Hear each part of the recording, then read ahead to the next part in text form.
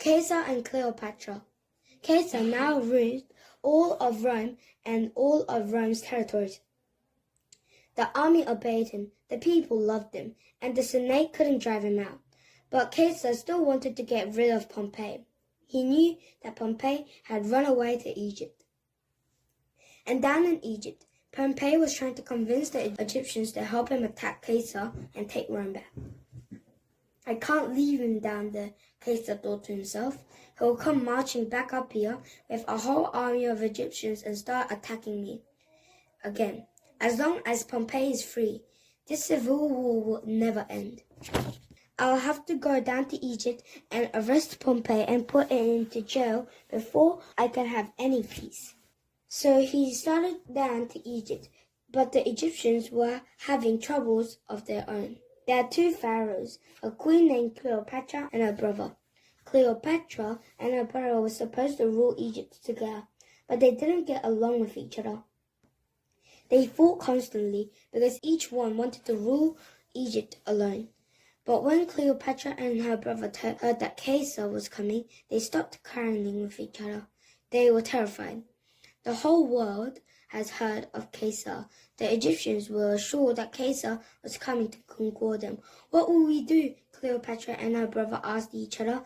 "We've got to make friends with him quickly, or he will attack us with his invincible army." "I know," Cleopatra's brother exclaimed suddenly.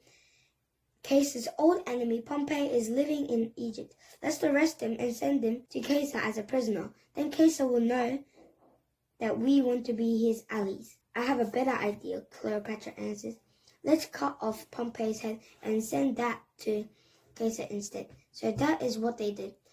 Caesar was startled to get Pompey's head in a bag. And he was sad too. He and Pompey had once been friends. They had been consuls together for years. And Pompey had been his son-in-law.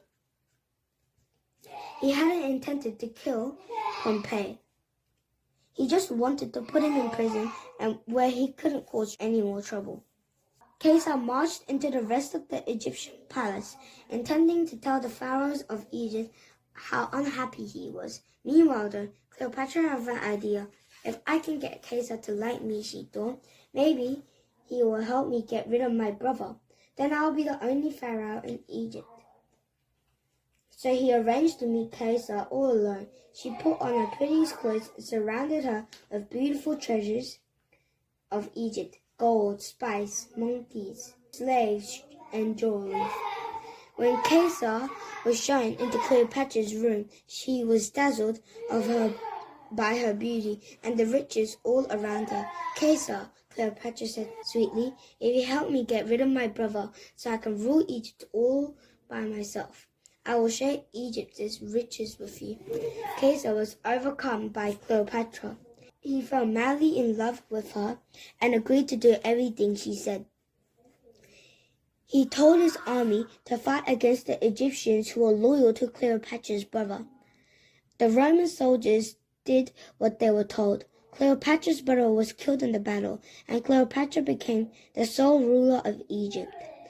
It was time for Caesar to go back to Rome, but he delayed.